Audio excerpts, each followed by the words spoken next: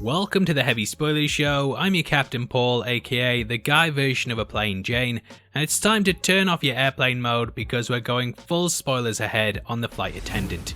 The HBO Max show has just dropped its season 1 finale, and throughout this video we're going to be breaking it all down. There will be heavy spoilers here, so if you haven't finished the show yet, then I highly recommend that you take off if you don't want anything ruined. Make sure you smash that thumbs up button if you think we've got a good altitude, and don't forget to subscribe to the channel for breakdowns like this every day. Terrible. Anyway, with that out of the way, thank you for clicking this, and let's get into the Flight Attendant. Okay, so season 1 follows Cassie, a flight attendant who has a one-night stand with a first-class passenger from one of her flights. The next day, she wakes up with little memory of what happened the night before, and to her surprise, finds him dead in the bed beside her. It's enough to give you a receding airline, and rather than hanging around at the crime scene, she ends up bowing gone. All she knows is that he was sat in seat 3C, and I wish someone would kill 3C films because he's taking all me bloody views. Anyway, I'll stop with the puns now, and the season follows her as she tries to unearth the mystery behind who did it, whilst she's pursued by not only the FBI, but also a mysterious woman named Miranda. Now, Miranda was actually going to be played by Sonia Mizuno, but the show recast her role with Michelle Gomez due to the creative team wanting more of a villain type. I do think that Gomez works really well, and fans of Chilling Adventures of Sabrina will instantly recognise her as one of the great bad guys in that show. Now, Cassie is also an alcoholic, and because of her poor grip on reality, she slips into what may or may not be a fantasy in which she talks to Alex, the man from 3C. To me, Alex represents her subconscious, and he appears as someone like her father who lost their life at a young age due to their actions, and this spectre makes her confront her issues. Alex at one point says he's not the man she met in that hotel room, and thus we can take it there's no real supernatural element to what's going on.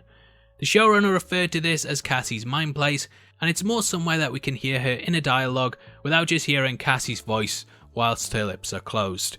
Now, Cassie can often be found here denying that she's an alcoholic, and at several points we discover that she lies to herself and remembers things incorrectly in order to shield herself from the truth. We discover that Cassie's father died during a drink driving accident whilst she was also in the car, and that she feels responsible for this because the pair were drinking buddies. Upon exiting the vehicle, a small rabbit ran up to her, and this, like Alex, has been a ghost that's haunted her for some time.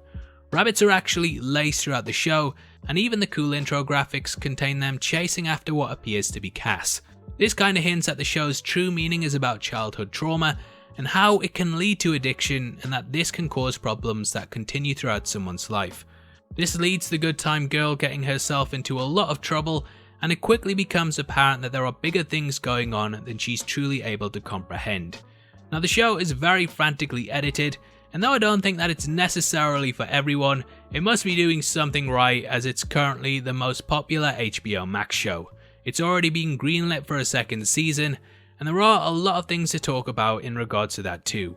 I'll discuss that all later, but the Flight Attendant is very Hitchcockian in its core mystery, and every episode seems to unearth something about the key characters in it that paint them out in a new light.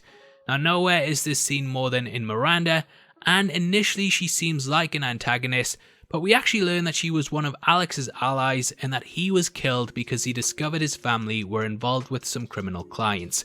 Alex took over $200 million of their money and moved it in order to try and undo all the wrong his family had done with one good deed. Miranda attempted to talk him out of it, which unfortunately fell on deaf ears. Now, we discover that the character was killed because of a client named Victor who was using his assassin Felix to tidy up all the loose ends. This was actually unearthed in episode 7 titled Hitchcock Double, which in cinema terms means that characters have doubles and doppelgangers. This was seen in his films like Psycho, Vertigo and so on, but here it's been used to show that though initially Miranda and Cassie were opposites, they were actually on the same side. We discover that Alex hid the codes to the accounts in his copy of Crime and Punishment, and just the name of this novel of course shows the mind state that he had when carrying out the deed. Now, the plot of this book involves a man committing a crime in order to get money, which he promises to use to pay back to society once he gets higher up the social chain. It really asks the question whether doing something bad can actually have a positive outcome, and it's clearly something that Alex wrestled with. He likely thought that stealing the money would mean he could make a positive change after his family benefited from being criminals, and though we never got a chance to see the outcome, he sort of becomes an inspiration for what's to come. After killing the character, Felix was unable to find the work because Cassie took the buck with her when she left the room, and thus we learn he'd been stalking her to discover where the money was. Miranda realizes that they're living on borrowed time and tries to get Cassie to run away with her, and this means that they'll be constantly looking over their shoulder. However, they will still be alive. Cassie agrees and they go to an Alcoholics Anonymous meeting, which is somewhat of a cathartic experience for the character as she's still in denial about her drinking problem. This meeting causes her to have a panic attack as she recalls her father's death, and later we discover that the entire time she's blamed herself for his passing because she sees herself as someone that enabled his drinking. As an audience though, we know that isn't the case, and it's actually her father who was looking for someone to use as a crutch so that he could continue with his addiction. This is why he hated his son and Cassie's brother so much, because he was the one person who wouldn't get involved with his activity. Because Cassie ran away after her father died, it's caused a sort of reflex and pattern of behaviour in her that means every time something gets difficult, her first instinct is to run. Now whilst this works in the short term, a lifetime of doing this means that person becomes ill-equipped with dealing with actual problems, and Cassie realises she always runs when things get tough. Because she's faced the truth of the matter head on, she decides to break the habit of a lifetime, and with Miranda, they come up with a new plan. This involves using her as bait, and together they'll travel to Rome and finally put an end to it all. Now Miranda wants to make one last pit stop and goes to kill Victor, however she's injured and thus misses the flight. Miranda does eventually go to help her, and this is a real defining moment for the character in which he stops being so selfish and actually wants to do a good deed for someone else, likely inspired by Alex and Cassie. Left on her own in a foreign country, Cassie goes to a barman named Enrico that she met earlier in the season, and this actually leads to a defining moment. After speaking with his grandmother, she confronts her past once and for all, and dumps all of the bottles of vodka that she'd taken, vowing not to drink again. Cassie and Enrico go to a hotel room, which is when things really hit the fan, and Felix attempts to kill them both. However, a big twist comes when it's revealed that Cassie's co-worker Shane is actually a CIA agent, and he comes in an almost Deus Ex Machina form to shoot Felix and save the day. He survives, which could mean that he's going to be around for season 2, but finally being set free means that Cassie can right the wrongs of the past, and she repairs her relationship with her brother. Now it turns out that Shane was actually brought on board to monitor Megan, who was accidentally given federal secrets to the Korean government, and therefore she's committed treason. Megan thought that she was just giving information about her husband's company to a rival one, but it actually goes far beyond that. For quite some time she's been carrying out illegal activities, and this escalated to the point that things got beyond her control and she's now wanted by the US. In an interview with Variety, showrunner Steve Yockey talked about her arc and said the following: "We always pitched Megan as the star of her own little movie that's running inside her head. This is of course reflected in the speech in which she says she saw herself as a sort of spy," and Yockey continued by stating, "In a traditional thriller, you're like, when is this Megan story going to cross with the A story? When are we going to find out that Megan is actually part of the weapons smuggling or that she works for Lionfish? But our choice in the writer's room, because we were playing fast and loose with these thriller tropes, was, what if her story never crosses with the plot? What if instead it crosses it in an emotional way? So that's why we ended up with the two of them sitting with each other in the finale. And really out of that conversation they realised all of the ways that they are the same, and they realised they have to fix this for themselves.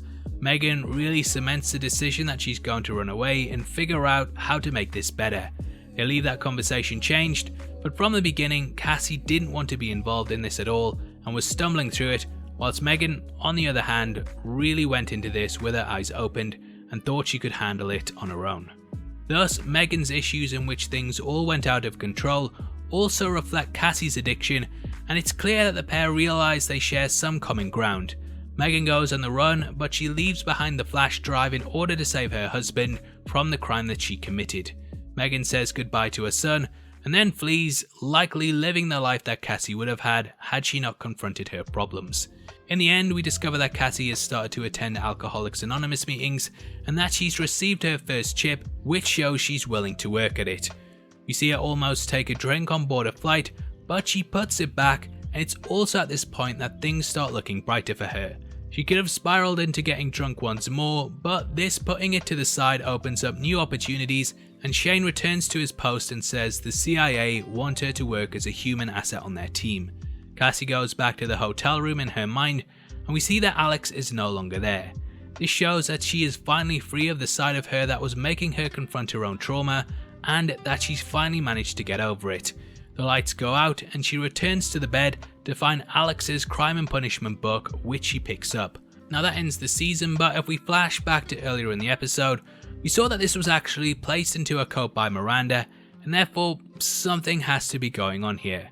We learn that Miranda had taken the bank information out, but she left a note saying that she will see her soon. Opposite the page, we can also see the line discussing how one tiny bad deed can be wiped out by 1,000 good ones, which shows that she has turned a page. That was a pretty bad pun. Now, I have seen some people taking this as Miranda going off and living the high life. However, I think that she will have been inspired by Alex and will instead use this money to help other people. We saw on the plane that she questioned why she was going to help Cassie, even though she tied up all the loose ends her side, so I think this hints at what will be happening with her down the line. When discussing things with Collider, Yoki said that Cassie picking this up at the end symbolises how much the work reflected the journey she's been on, and that this could be why we see her smirking in the closing scene. Now, as for season 2, it was officially greenlit on the 18th of December, and judging by the previous production schedule, we can expect the follow-up to air early 2022. Season 1 started filming in November of last year, but as things haven't begun production yet, I would say that's the safest bet. Now, though we know little about the plot details, I think that the second season will take a big focus on Megan, and with most of Cassie's issues resolved, it makes sense to focus on someone who still has a lot of problems. Megan was of course a flight attendant too, so they wouldn't even have to change the title in order to make it work. I doubt that Cassie will be cast to the side though, and Miranda will probably come back to reveal what she has in store for the character. We also know that Felix is alive, and judging by how skilled he was, I can't see him being chained up for too long. Now either way, it's going to be great to see the characters back, and I'll of course keep you up to date with what's going on as we get more announcements. Don't forget that on the 30th of December, we're giving away 3 copies of the Lord of the Rings 4K box set to our subscribers.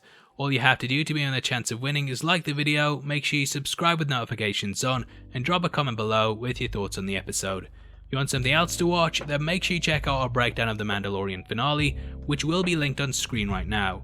We go over the entire thing from top to bottom, so it's definitely worth checking out if you want to know more. With that out of the way, thank you for sitting through the video. We had a spot of bother back there, but we're through the worst of it now, so sit back, put your feet up, and relax as we enjoy the rest of the flight. Take care.